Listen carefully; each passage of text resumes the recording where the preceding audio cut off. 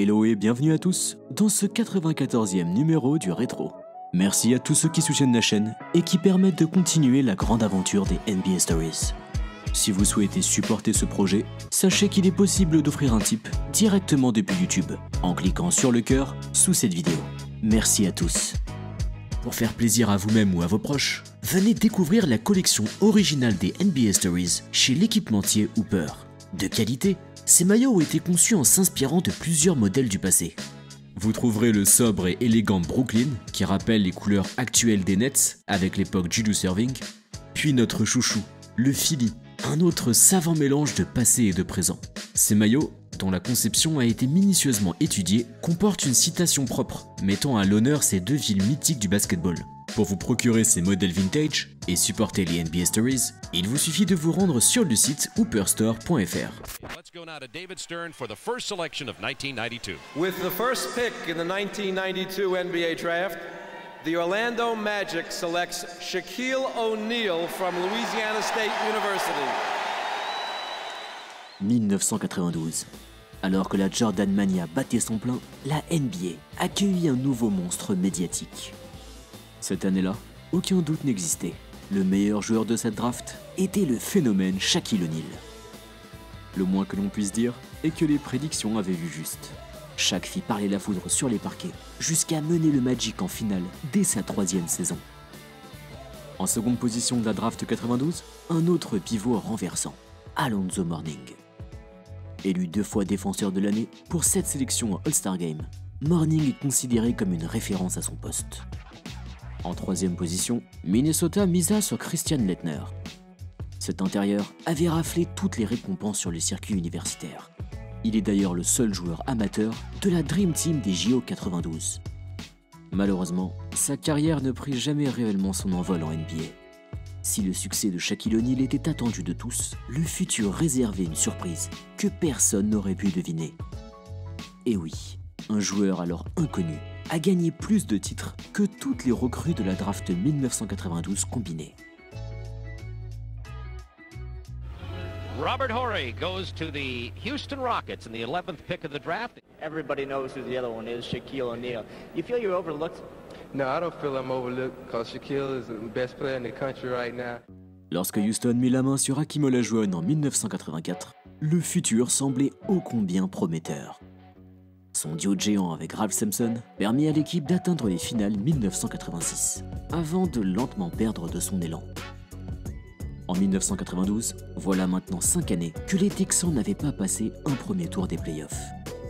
L'atmosphère était glaciale sous la chaleur de Houston.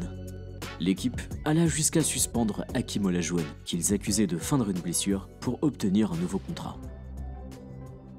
Voilà donc qu'en 1992, la franchise misa sur Robert Horry en 11e choix de draft. Cet ailier fort de près de 2,10 m avait connu un joli parcours dans l'Alabama, principalement en tant qu'élément défensif. Mais disons-le, son arrivée à Houston passa totalement sous les radars. Ce qui va suivre est l'incarnation de la carrière de Horry. L'ailier fort atterrit dans une équipe chargée en talent, avec aucune pression sur ses épaules. En saison régulière, ses quelques 10 points de moyenne ne faisaient pas la une des journaux. Mais Horry se révéla comme un profil jamais vu.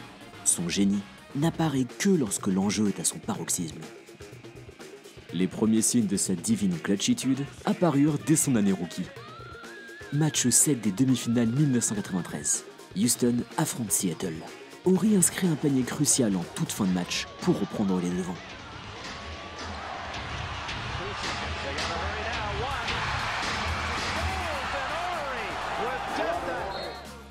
L'ailier fort de se remémorer. C'est le tir préféré de toute ma carrière. Je l'ai rentré et on est allé en prolongation. Au final, on a perdu le match, donc personne ne parle de ce tir. Mais c'était un facteur de confiance pour moi. Tu prends les tirs quand tu en as. Si ça ne rentre pas, tant pis. Si ça rentre, c'est la folie. L'année suivante, bien au chaud chez les garnis Houston Rockets, Robert Horry remporta sans faire de bruit sa première bague. 12 mois plus tard, match 1 des finales de conférence 1995. Houston affronte les voisins de San Antonio, menés par le MVP David Robinson.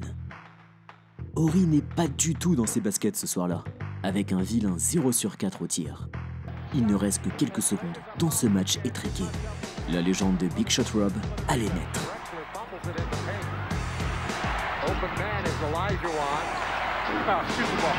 Got to take that. Robert Horry hits the jumper. What are you waiting on? Ball, Goose. Oh, what are you waiting on? Horry's 1 of 5, and you know, that was supposed to be. I was saying to myself, man, I ain't made a shot all game, you know. I'm like, come on, you got to make one and get that zero at goose egg off over there. Une vedette? Pas du tout. Mais Horry avait été précieux au bon moment pour mener Houston en finale. Son adversaire, le Orlando Magic de Shaquille O'Neal. Match 3. Les Rockets ne mènent que d'un petit point. Qui va sceller la rencontre? Big Shot Rob. Rockets using the clock. Shot clock at 6. Horry for 3.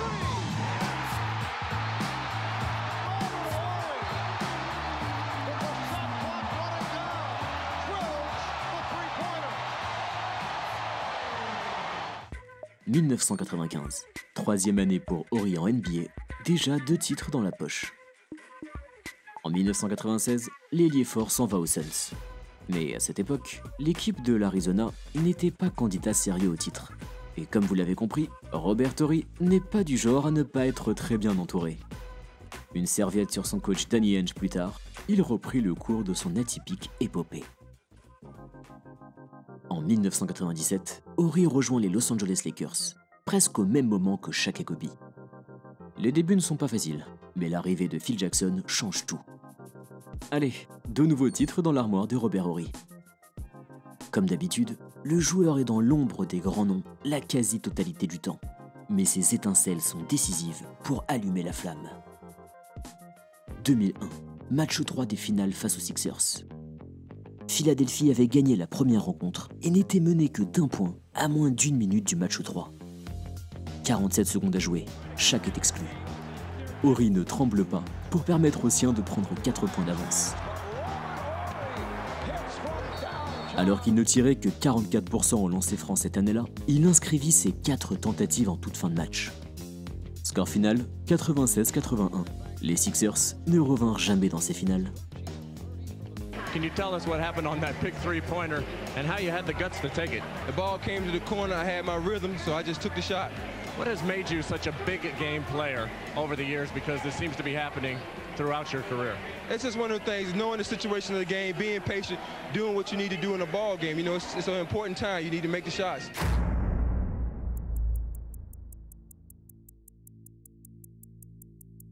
En 2002, les Lakers de Shaq et Kobe étaient au bord de l'implosion. Déclaration sulfureuse contre déclaration sulfureuse. La guerre d'ego rongeait le vestiaire angelin.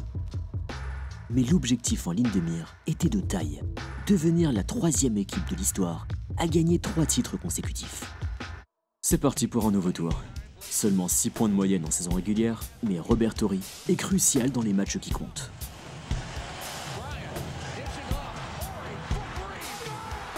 Un 3 points ultra clutch à quelques secondes de la fin du match 3, Portland prend la porte. Los Angeles se dirige vers les finales de conférence. Los Angeles Lakers, Sacramento Kings. Seul l'un de ces 2 mastodontes allait pouvoir rejoindre les finales.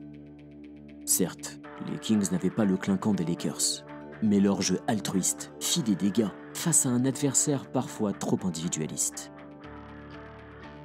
L'urgence était absolue pour les hommes de Phil Jackson. Avec une avance de 2-1 dans cette série, les Kings sont tout proches de faire le break. À la fin du match 3, les Lakers sont en retard de 2 points.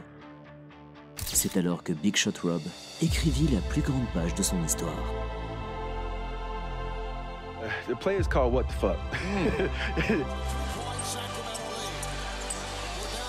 He went to the hole and he missed, and then Vlade tipped it out. And then I was sitting right there. I'm sitting there waiting like this the whole time. And then it got tipped, and it got tipped perfectly.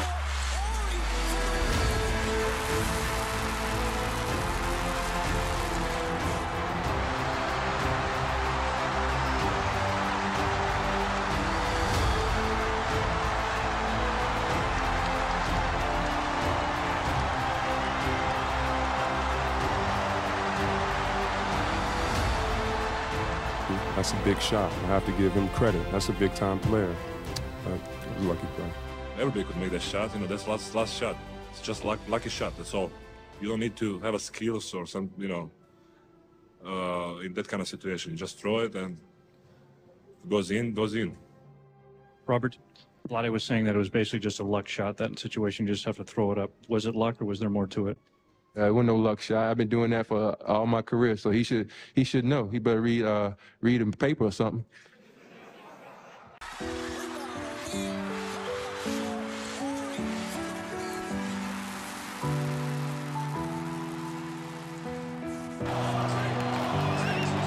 And I still get goosebumps when I see that shot because you think about as a kid, when you grow up a Lakers fan, and as you a Laker, you hear them chant Kobe's name, you hear them chant Shaq's name. You really never get that moment.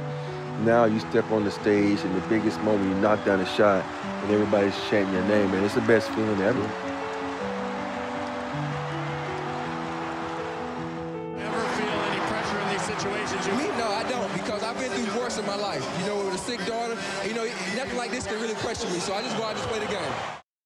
Et voilà que Robert Horry était une nouvelle fois entré dans la légende. Non sans controverse, les Lakers finirent par éliminer les Kings. Victoire haut la main en finale, une 5e bague pour Horry. En 2003, les Lakers s'épuisent. Direction un ciel plus ensoleillé pour l'ailier fort. Où ça? L'une des meilleures équipes de l'histoire, les San Antonio Spurs. Mais une nouvelle fois, Horry n'a pas simplement rejoint une grande écurie pour gagner une bague sans effort. Match 5 des finales 2005. Moins de 10 secondes à jouer, vous connaissez la musique.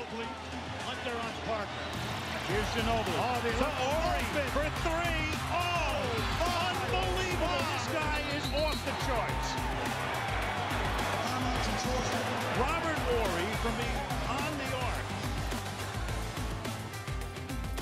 I'll tell you the deal with Rob. Rob just hangs out the entire game. He does it all season long. He doesn't do anything. He doesn't feel like playing. He shows up sometimes. And then you put him in the fourth quarter in a big game, and he's like, okay, it's time to play now. I've been hanging out the entire season. It's time to play now. And he just turns it on. And as funny as that seems, it's just how it is. He doesn't want to show up. He doesn't feel like playing until it's a big game. You think about it, we play this game because we love this game. You know, I know it's become a business, but when we started out, we played it because we loved it. And so for me, I don't think about anything because I know once I started thinking, that's when I start messing up. Because you tell so many people, like, you can go out and do a crazy dunk or something, and then you go into practice, man, do that dunk again. You can't do it because you got to think about it. Mm-hmm. But you can do it when you don't think. And that's how basketball players are. My best games are when I'm not thinking, I'm just playing and reacting. La carrière de Robert Horry est l'une des plus atypiques qu'il soit. Le joueur ne totalise que 7 points de moyenne par match en carrière. Il n'a aucune sélection en All-Star Game et ne fait certainement pas partie du Hall of Fame. Non, Horry n'est connu que pour une poignée de tirs, mais tous ô combien décisifs. Toujours au bon endroit au bon moment, le joueur a réussi à glaner l'incroyable bagatelle de 7 bagues. Plus que Michael Jordan, plus que LeBron James, plus que Kobe Bryant ou Shaquille O'Neal. Horry est tout simplement le joueur le plus titré, n'ayant jamais joué avec Bill Russell. Invisible la majorité du temps, l'ailier fort se réveillait dans les moments chauds. Et là, sa main ne tremblait jamais. Comme disait Miles Davis, l'essentiel n'est pas de jouer toutes les notes, mais de jouer les bonnes.